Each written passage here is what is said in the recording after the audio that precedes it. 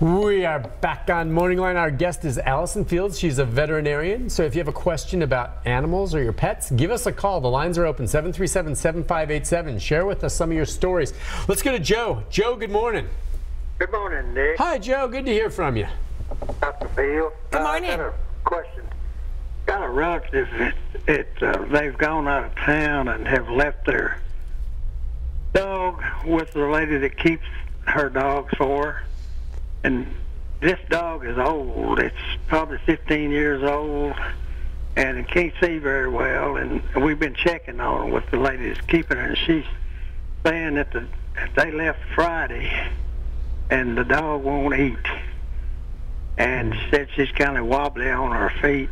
And I just wondered what can she do if the dog's not eating? She could try getting some canned dog food. She could also try scrambling some eggs. She could cook, just get like a chicken breast, boneless and skinless, no bones, no skin, and boil that in some water, cook it, and then cook some rice and shred up the chicken, do chicken and rice. So try some canned dog food first, and then you can do scrambled eggs, bland things, chicken and rice. It's pretty soft. Bread. Yeah. It's not even the soft. It's just, it smells good, but we don't want high fat. Like, don't do bacon or stuff like that, because we could cause pancreatitis and cause them to get sick. But pasta noodles with just a tiny bit of olive oil on it if they like that. So just bland things and something different, and see if they can get him to eat. If he's still not eating, they may need to call the owners and either get their permission to take him to the vet, or the owners need to come home and get their little dog to eat. Well, the owners are on a cruise, and Okay, well then I guess we're going to be scrambling some eggs. Give them a try on the scrambled eggs. And try some canned dog food, some scrambled eggs, chicken and rice. See what they can get them to do. Sometimes, thank you, Joe, for the call. Sometimes older dogs, maybe more so than the young ones, if they're taken out of their routine or comfort zone, maybe for whatever reason, won't want to eat. I mean, do you suspect that this case is, I mean, this could be a dog that's got something wrong with it. It's not eating, or it could be that it's just like it misses its owners and doesn't feel like eating. So, you know, they need to try to get him to eat. And if he starts eating, great. And if he doesn't, he needs to go to the vet. So if he's drinking water, at least, which you need, water, but if he's not eating, how long does it go before I guess typically it's like couple 2 days? weeks. Oh, 2 weeks. If he doesn't before you die. But that depends on what his body condition is. If he's already really thin, you're not going to have that long. So monitor it. I don't think we necessarily need to go down that path. I think we need to see if we can get him to eat. But this brings up a really important point. If you are going on vacation and your dog is staying with someone else, you need to let your vet know who's in charge of making decisions for your dog. Like, if my dog's staying with Nick and I go out of town and something happens and he needs to take her to the vet, and he comes in, he's like, this is, Harper, this is Dr. Fields' dog. Granted, not if I wasn't a vet. They would be like, great, she needs a splenectomy. If I didn't tell the vet that you could make those decisions, it's like children. Yeah, they can't just do that if it's not. Correct. So we have to talk to the owner, which is fine if you're in Gulf Shores or skiing and you're reachable by cell phone, but cruise ships are notorious. You don't get cell phone service. Right. And so you need to, and I have clients that do this all the time, if you're going on a cruise, you need somebody, and you have either elderly animals or animals that just, might injure themselves for whatever reason. You need to just call your vet and say, hey, I'm going on a cruise. I'm not going to be reachable. So-and-so has permission to bring my pets in and make decisions for their medical care. Because it gets really tricky. Now, of course, we're going to do whatever we need to do to save the animal, because the owner's not here to tell us differently. Right. But then owners come home and they're very angry that we've spent their money on whatever it is. I see. Not always. Sometimes. So I was going to say, you're going to save the animal anyway, but you're right. They're going to be upset about that. This is why we need, some of them aren't, but some of them are. And so this is why somebody, not us, needs to be in charge of what we're going to do. And if the owner's not available, somebody needs you know, they need to have given their wishes to someone else to follow through with. That's a great point. I have not thought of that. And you know, you're right about cruise ships. Now, our neighbor. Now they get email. Yeah, I know the email. My point is, you know, we have a neighbor, Kayla, who's just fantastic, and she wants to be a vet, and she's so sharp, and she takes care of our pets, and we're lucky she lives nearby. But we try to contact her, and she always knows she can call us between my wife, but we've not been on a cruise ship. But always, if there's any question, but also I think contacting the vet is, you're right, absolutely. We just, whenever I have clients in the clinic and they're saying, oh, we're going on vacation next month, I'm like, oh, what are you doing with your dogs? Oh, well, they're staying with so-and-so. And I'm like, please stop at the front desk. Please let them know their name so we know who can bring them in. Let's go next to Jeannie. Hi, Jeannie. Hi, how are you all? Good morning. Good. I've got a question for the vet. I've got an 8-year-old wide-haired dachshund who's got some very severe dermatitis issues and ear issues. They put him on doxycycline a couple of weeks ago, or maybe a couple of half a weeks ago, and he's had diarrhea ever since then. They've tried probiotics and this medicine I can't even pronounce, metronidazole. Yes, that's it. And he's going on his last pills, and he's still got diarrhea. Is he going on his last doxycycline pills?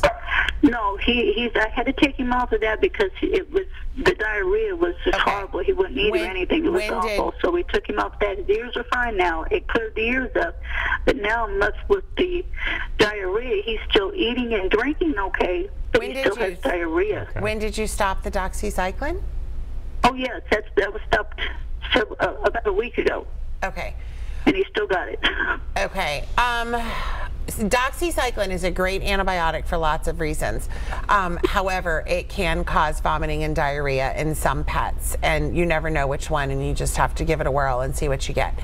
I would definitely talk to your vet about either extending the metronidazole and seeing what we get. Did we change food at all? Well, I switched him. See, I cook for him. I know it's not probably a good thing to do, but I was cooking chicken thighs, boneless chicken thighs, and then I switched from that to the breast, thinking that maybe it had too much fat in it. So I tried the breast, but he's still, I don't understand why he's still eating, but his stomach looks really bloated. But they say he's overweight for one thing. He's 28 pounds, which is not good. Do you feed him anything other than chicken? Yes. I feed him a little bit of low salt, low fat ham. You know, it's not. Do you feed him anything other than meat? Stress tabs because my husband died in June, and that was his buddy. And, I'm so sorry. I've been giving him that to try and help him through the stress of it, and it's just been a difficult time. I don't know. Let's talk real quickly about the diet situation. He's overweight, and I believe you said he was a dachshund. So we all know that fat dachshunds have back problems, then they can't walk, and then you have to spend about $5,000 to have back surgery on a dachshund. Yes. So it is exceedingly important that you get weight off this dog. Feeding him chicken and ham and just meat, he needs more than that. He needs some grain, he needs some vegetable. And I do have him on a really good dog food. The vet told me to give him Purina One Smart Blends with the vegetables and the barley and the rice and stuff. Maybe that's all he needs, and maybe he right there. Okay. And you need to don't look at the back of the bag, because the back of the bag always lies on how much to feed your dog. It doesn't want to get sued for starving dogs. They gave me a cup, and they told me he only gets a third of that little bitty cup, and I'm like, oh my gosh. And this dog sits by the refrigerator and barks at me.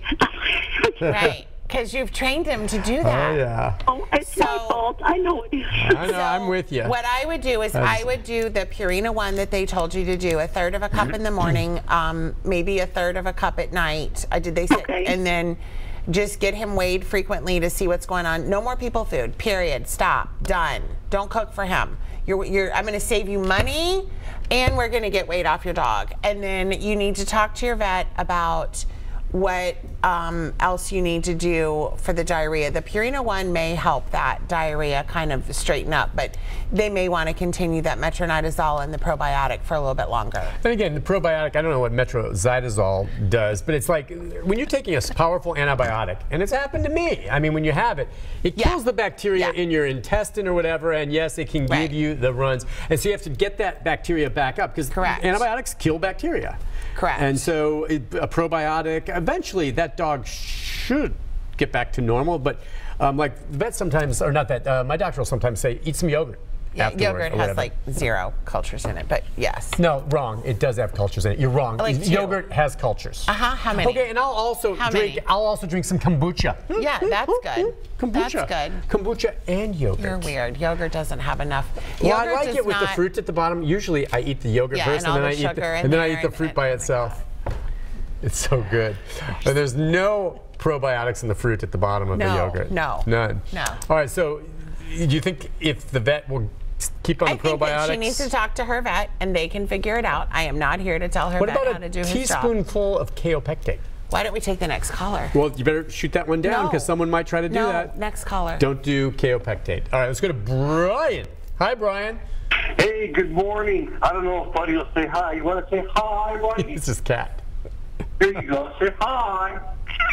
Good boy. Hey, Buddy. That's good. No, nothing. He's trained. Say hi. You're not pulling his tail, are you? No. Okay. Every time. That's how he gets him to talk. Say hi. And he talks. He's the talking cat. That's a cool Brian. cat. It's always great to talk to Buddy. Your phone with you, but I sent you another picture of him so she could prove that he's the Russian Blue.